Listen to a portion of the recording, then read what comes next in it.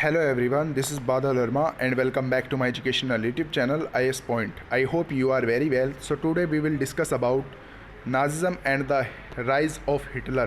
तो आप लोगों को पता ही होगा, चैप्टर के टाइटल से आप लोगों को पता ही लग रहा होगा कि हम किस चीज़ के बारे में बात करने वाले हैं। जी हाँ, आपने सही सुना, हम हिटलर के बारे में बात करने वाले हैं।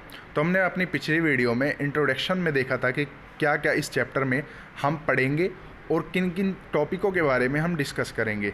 तो जिन्होंने हमारी पहली वीडियो को नहीं देखा तो डिस्क्रिप्शन बॉक्स में लिंक दिया गया है, आप जाकर हमारी पहली वीडियो को देख सकते हैं। तो देखिए, तो वाइमर गणराज्य का जन्म, इससे पहले आप एक हेडिंग डालेंगे कि प्रथम विश्व युद्ध के पश्चात। अब देखिए, तो 20वीं शताब्दी की शुरुआत के सालों में ही जो जर्मनी था एक ताकतवर साम्राज्य था। उसने ऑस्ट्रेलिया साम्राज्य के साथ मिलकर मित्र राष्ट्रों यानी कि इंग्लैंड, फ्रांस और रूस के खिलाफ पहला विश्व युद्ध 1914 को लड़ा था, जो कि 1918 को ख़त्म हुआ था। तो दुनिया के सभी बड़ी शक्तियों को यह सोचकर युद्ध में कूद पड़ी थी कि उन्हें जल्दी ही विजय मिल जाएगी। सभी को किसी न किसी फ़ायदे की उम्मीद थी। उन्हें अंदाज़ा नहीं था कि यह युद्ध इतना लंबा खिंच जाएगा और पूरे यूरोप में आर्थिक दृष्टि को निचोड़ कर रख देगा। तो आप लोगों को पता ही होगा कि जब विश्व युद्ध एक तरीके से लड़ा जाता है तो हमेशा किसी न किसी देश पर आर्थिक, राजनीतिक और सांस्कृतिक प्रभाव जरूर पड़ते हैं। तो आर्थिक प्रभाव आपने देखा कि आप लोगों को पता ही होगा, अभी हम डिस्कस करेंगे कि आर्थिक ऐसा प्रभाव पड़ा था कि 1930 में एक तरीके से पूरा इन्फ्लेशन का दौर जो था वो चल गया था। राजनीतिक ये प्रभाव पड़ा था, एक तरीके से जो राजतंत्र था उस राजतंत्र को ख़त्म करके एक गणतंत्र को लेकर आया गया था। तो ये काफ़ी बड़े एक बदलाव थे पूरे विश्व में। तो देखिए और क्या क्या इसमें बताया गया है।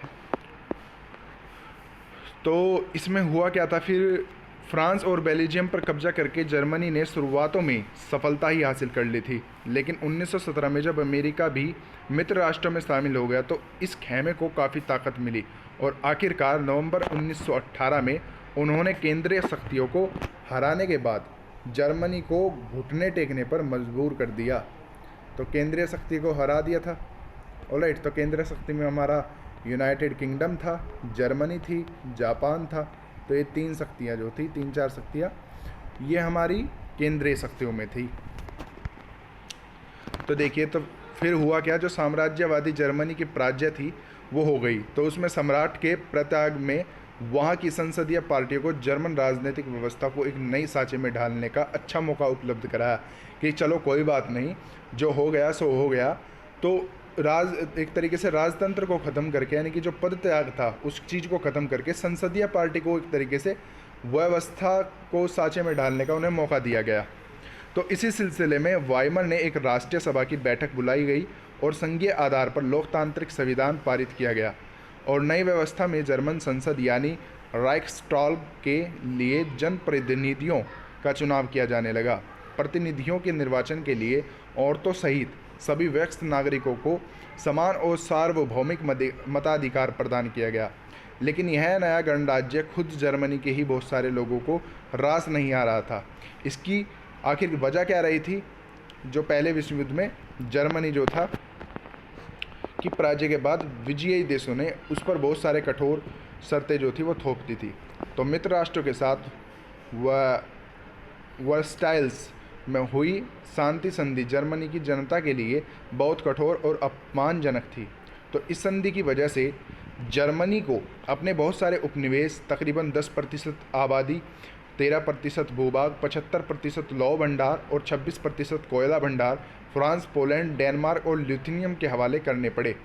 और जर्मनी को रही ताकत ख़त्म करने के लिए मित्र राष्ट्रों ने उसकी सेना भी जो है वो भंग कर दी और युद्ध अपराध बोध अनुच्छेद वारगोल्ड क्लॉसेस के तहत युद्ध के कारण हुई सारी तबाही के लिए जर्मनी को जिम्मेदार ठहराया गया और उसके एक एकड़ यानी कि उसके एवज में उस पर 6 अरब पाउंड का जुर्माना लगाया गया। खनिज संसाधनों वाले राइनलैंड पर भी 20 के दशक में ज़्यादातर मित्र राष्ट्रों का ही कब्जा रहा और बहुत सारे जर्मनी ने केवल इस हार के लिए बल्कि वर्साय में हुए इस अपमान के लिए वाइमर गणराज्य को ही जिम्मेदार ठहराया। तो वाइमर गणराज्य को एक तरीके से जिम्मेदार ठहराया गया था, जर्मनी को ही जिम्मेदार जो है वो ठहराया गया था उस टाइम। तो देखिए इस चित्र में क्या बताने की कोशिश की गई है। तो वर्साई की संधि के बाद जर्मनी, इस नक्शे में आप इन इलाकों को देख सकते हैं जो संधि के बाद जर्मनी के हाथों से निकल गए थे। तो देखिए एक तरीके से कौन कौन से निकले थे हाथों में से। तो पूर्वी देखिए, तो पोसेन जो था वो हाथों से निकल गया था, लोरेन, ये सभी जो तमाम पूरा का पूरा गणराज्य जो था ये जर्मनी का था। और उसमें से जो एक कुछ आप देख सकते हैं, तो कुछ क्षेत्र जो है वो जर्मनी के हाथों से निकल गया था। जैसे ये देख सकते हैं 1914 की एक तरीके से तस्वीर दिखाई गई है कि 1914 में यहाँ तक जो था वो पूरा का पूरा जर्मनी का ही साम्राज्य रहा करता था, परंतु विश्व युद्ध होने के बाद जो जर्मनी का एक तरीके से राज्य रहा ये पूरा रहा। ऑलराइट, आई होप कि आपको समझ आ रहा होगा। अब देखिए, अब बात करते हैं प्रथम विश्व युद्ध का असर। तो आखिर इसका असर क्या पड़ा, एक तरीके से इसके क्या क्या प्रभाव पड़े। तो देखिए, तो इस युद्ध ने पूरे महाद्वीप यानी कि सब कॉन्टिनेंट्स को मनोवैज्ञानिक और आर्थिक दोनों ही स्तरों पर तोड़ कर रख दिया था। तो यूरोप कल की तक कर्ज देने वालों का महाद्वीप कहलाता था। क्या कहलाता था? कर्ज देने वालों का, क्योंकि एक तरीके से काफ़ी ज़्यादा जो कर्जा था वो हो चुका था उस पर। तो जो युद्ध खत्म होते होते कर्जदारों का महाद्वीप बन गया। तो विडंबना यह भी थी कि पुराने साम्राज्य द्वारा किए गए अपराधों का हर्जाना नवजाते वाइमर गणराज्य से वसूल किया जा रहा था। तो इस गणराज्य को युद्ध के पराजय के लिए अपराध बोध और राष्ट्रीय अपमान का बोझ तो ढोना ही पड़ा। तो हर्जाना चुकाने की वजह से आर्थिक स्तर पर भी यह अपंग हो चुका था। और वाइमर गणराज्यों में हिमायतियों में मुख्य रूप से समाजवादी, कैथोलिक और डेमोक्रेट खेमे के लोग थे। तो उसमें रूढ़िवादी, पुरातनपंथी, राष्ट्रवादी मिठकों की आड़ में उन्हें तरह तरह के हमलों का निशाना बनाया जाने लगा।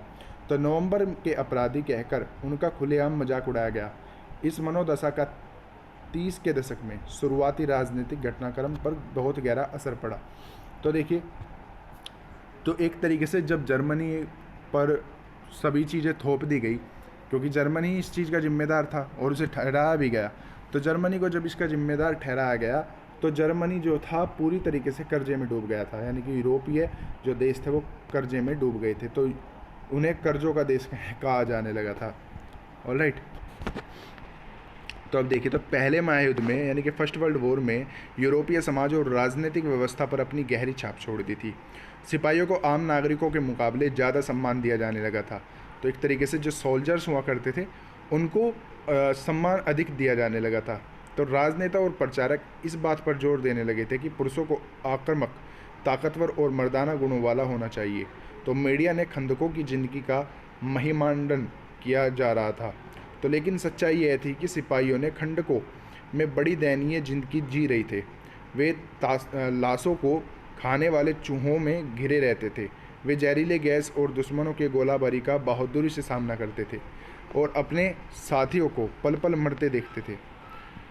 और सार्वजनिक जीवन में आक्रामक फौजी प्रचार और राष्ट्रीय सम्मान व प्रतिष्ठा की चाह के सामने बाकी सारी चीज़ें गौण हो गई थी।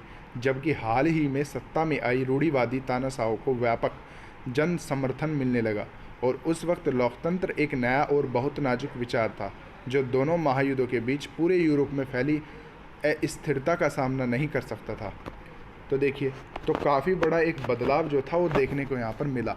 तो प्रथम विश्व युद्ध का पहला तो जो प्रभाव ये पड़ा कि आर्थिक रूप से, राजनीतिक रूप से, सांस्कृतिक रूप से जो था पिछड़ गया था देश कहीं ना कहीं।